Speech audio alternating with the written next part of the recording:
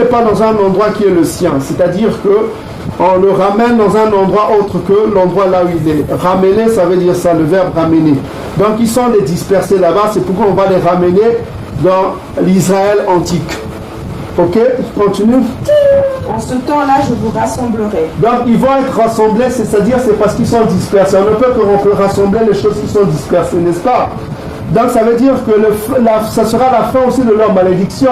Parce qu'on a dit tout à l'heure que la dispersion c'est une malédiction. Si on les rassemble, c'est la fin de leur malédiction, de leur punition. Ils ont subi la punition de Deutéronome chapitre 28 verset 15 à 68. C'est la fin de leur malédiction de la dispersion. La dispersion c'est une malédiction selon Deutéronome chapitre 28 verset 63 à 64. Donc ce sera la fin de leur punition. Donc il dit que je les ramènerai. Donc on va vous ramener dans la maison d'Israël antique. Ok? Et je vous rassemblerai. Ça veut dire qu'ils sont dispersés. On ne peut que rassembler ce qui est dispersé. Continue. Car je ferai de vous un sujet de gloire. Un sujet de quoi? De gloire. Oh! Non, pas faux. Je ferai de vous un sujet de quoi? De gloire. Oh! Maintenant, c'est qui les enfants de la gloire? Je ferai de vous un sujet de gloire. Donc le peuple qui est au-delà du fleuve de qui, c'est les vases de quoi? Vases de gloire, n'est-ce pas? Il fera un sujet de quoi? De gloire. Donc on a identifié la vase de gloire. Romains chapitre 9, verset 23. Je ferai de vous un sujet de gloire. Romains chapitre 9, verset 4. 3 à 4, à qui appartient la gloire? Aux Israélites seulement, selon quoi? La chair. Qui sont ces Israélites? C'est quand on donnera la gloire. Ils sont au-delà du fleuve de Couche, de l'Afrique centrale jusqu'en Afrique du Sud. Est-ce que vous commencez à comprendre? Vous allez comprendre maintenant? Est-ce que mon monde est secret? Vous avez un secret?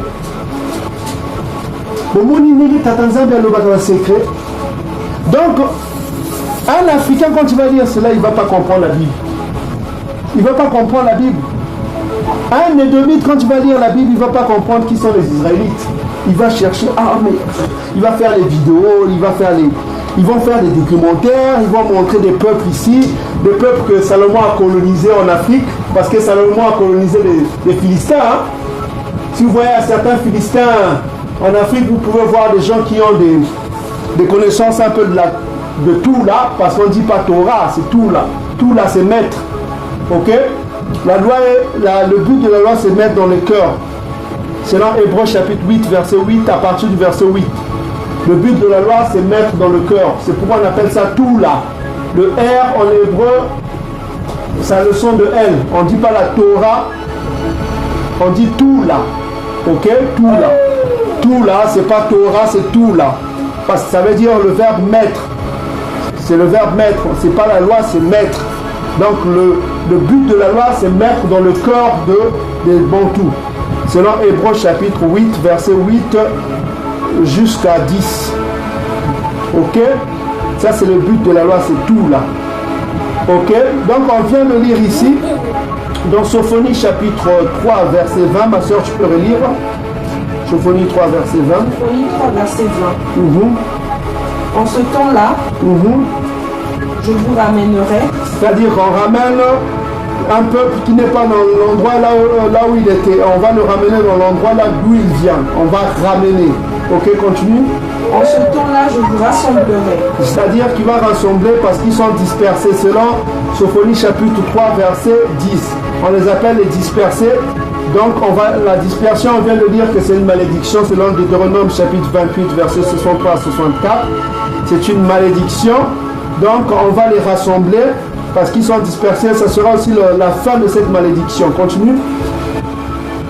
Car je ferai de vous un sujet de gloire. Donc cette malédiction apportera la gloire à ce peuple. Ok? Donc ils ont été privés de gloire, comme on vient de lire dans le début de la vidéo, c'était 4 Ezra chapitre 3 verset 2. Ils ont été abandonnés. Là on voit qu'ils ne seront plus abandonnés parce que Makaya Congolose qui est au-dessus d'eux se manifestera à eux, il les glorifiera. Ok? Un sujet de louange aussi, continue. Un sujet de... car je ferai de vous un sujet de gloire et de louange. Donc ça veut dire que la gloire appartient aux peuples qui sont au-delà du fleuve de couche, qui seront rassemblés parce qu'ils sont dispersés. Et ces peuples-là, ces dispersés-là, qui sont au-delà du fleuve de couche, c'est à eux qu'appartient la gloire. Donc c'est eux les vases de gloire dont Romains chapitre 9, verset 23 disait. La vase de gloire, c'est les Bantous. C'est ce peuple qui est au-delà du fleuve de couche. C'est ça le grand secret des évangiles.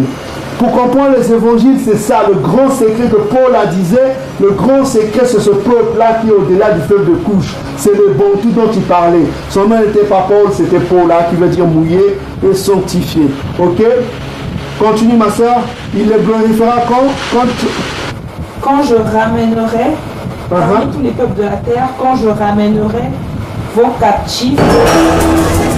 Cette terre est-elle marquée à jamais du sceau de la violence et de la malédiction? Quelle place y a-t-il pour les faibles dans cet Eldorado convoité de tous? Noirs et blancs sont-ils jamais parvenus à y cohabiter et à s'entendre? Comment tout cela a-t-il pu commencer?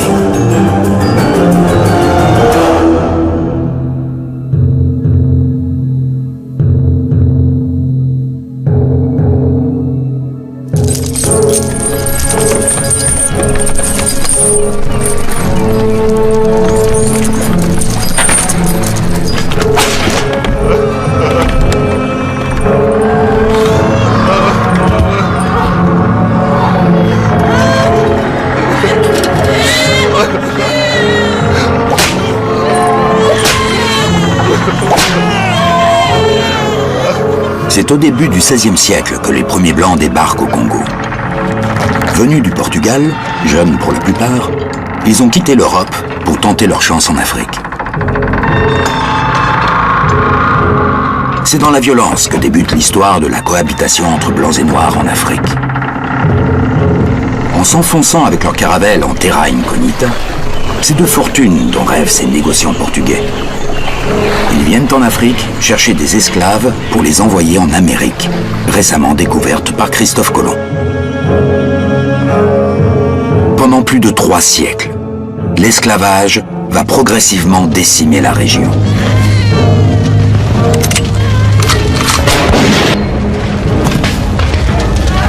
Entre le XVIe et le XIXe siècle, avec la complicité de négriers arabes et africains, les Européens vont envoyer 4 millions d'esclaves au Brésil, 4 millions dans les Caraïbes anglaises, françaises, hollandaises et danoises, 2 millions dans les pays contrôlés par l'Espagne. Avec l'arrivée des premiers Portugais, le Congo s'enfonce dans une première ère de violence qui transformera durablement la région et marquera les consciences de traces indélébiles. Et sanctifié, ok? Continue ma soeur, il les glorifiera quand je ramènerai parmi tous les peuples de la terre, quand je ramènerai vos captifs sous vos yeux. Donc sous les yeux du peuple qui est au-delà du fleuve de couche, on ramènera leurs captifs sous leurs yeux. Donc le peuple qui est au-delà du fleuve de couche a des captifs, c'est-à-dire qu'ils ont des frères qui sont allés en captivité dans 2 parties de l'Afrique, c'est-à-dire l'Afrique de l'Ouest et l'Afrique de l'Est. Donc on a vu qu'il y a eu des captifs bantous à partir du sud du Cameroun. Le sud du Cameroun c'est bantou, le nord c'est les fils de Cham, au sud c'est les bantous. Donc du sud du Cameroun jusqu'en Angola on a pris des esclaves. Après avoir pris les esclaves des fils de Cham, qu'on a pris des esclaves, on a pris des esclaves selon la prophétie de Ézéchiel chapitre 30. Donc les fils de Cham ont été les premiers à être pris en esclavage à cause de leur trait, de leur taille, les Soudanais et les Égyptiens. Ils étaient les premiers à être en esclavage. Et ça, vous pouvez lire l'agenda des punitions pour savoir qui devait être allé en esclavage le premier. Vous pouvez aller dans Jérémie chapitre 9, verset 25 jusqu'à 26. On a vu que c'est d'abord les fils de Cham qui devaient aller en captivité. Après, c'est les fils de Juda, c'est-à-dire les Bakongo, qui devaient aller en captivité, les fils de Juda, et après viendra la punition de Édom. Donc la punition des fils de Cham et les fils de Juda donnera après la punition d'Édom et des autres nations. Donc c'est Jérémie chapitre 9 versets 25 à 26 qui donne l'agenda des punitions, et cela est arrivé conformément aussi à la prophétie d'Ézéchiel chapitre 29 versets 12 à 16 et Ézéchiel chapitre 30 à partir du verset 26. On a vu que les fils de Cham devaient aussi subir l'esclavage. Donc l'esclavage des Ouest-Africains, les fils de Cham, c'est-à-dire que les Africains, ils ont connu l'esclavage. On a vu les partis comme les Sénégalais, les Gambiens, les Ivoiriens, les Côte d'Ivoire, les Ouagadougou, les tout ça, Libéria, Sierra Leone, Togo, Nigeria, tous ces peuples-là, voilà quoi, les Bénin, les fonds du Bénin, tous ces mondes-là, les Yoruba, les Igbo, tous ces Africains-là, ils ont connu l'esclavage, conformément à Ézéchiel chapitre 30, verset 26. Ça, on vous parlera aussi des nations. Et après est venu l'esclavage de Juda, notamment les tribus de Juda, conformément à Zacharie chapitre 1, verset 21, à Lamentation chapitre 1 et Deutéronome chapitre 33 verset 7, on a dit que Juda ne vivra plus avec ses frères, il ira en captivité, il sera séparé de ses frères. Donc voilà, c'est arrivé, la captivité de Juda, les fils de Juda, c'est à partir du Congo, de l'Angola, du sud du Cameroun, du Gabon, du Mozambique, en Afrique de l'Est aussi avec le Mozambique, le Zimbabwe, l'Afrique de l'Est, on a vu que les captifs des fils de Juda, donc ils sont allés en captivité. Donc en Afrique de l'Ouest et en Afrique de l'Est, l'Afrique de l'Ouest c'est les Européens, l'Afrique de l'Est c'est les Arabo-musulmans qui ont fait l'esclavage. On a déjà parlé dans les vidéos précédentes.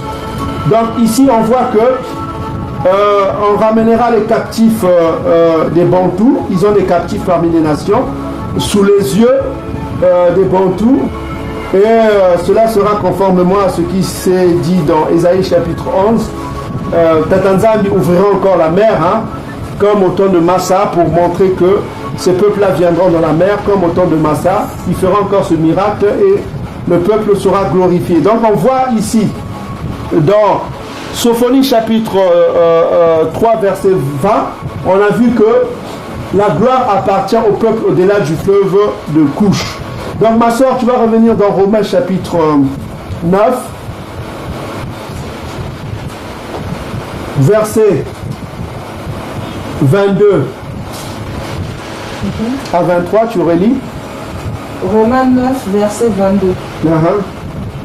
Et que dire si Eyambé voulant montrer sa colère et faire connaître sa puissance, a supporté avec une grande patience des vases de colère. Donc il y a eu des vases qui ont été créés de colère. Les vases de colère, on a vu dans Sophonie chapitre 3 verset 8 jusqu'à verset 8, on a vu que c'est les nations qui devront subir la colère de Tatanzambi. C'est les vases de colère, ok? Parce que les nations sont les ennemis. Selon quel verset, ma soeur? Ma soeur, les nations sont les ennemis. Selon Néhémie combien? Tu vois, ma soeur, on peut se dire au verset, tu vois dans Néhémie chapitre combien? 5 verset 9. Voilà, ma soeur, on peut faire Néhémie 5 verset 9 pour savoir qui sont les vases de colère.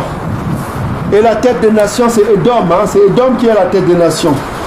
Selon le livre de Psaume chapitre 83, verset 6 jusqu'à 12. On voit les ennemis de Tatanzambi. Qui sont les ennemis des Bantous? Qui sont les ennemis des Bantous? Les nations qui seront rassemblées. Les ennemis des Bantous, c'est qui? Ma soeur va lire Néhémie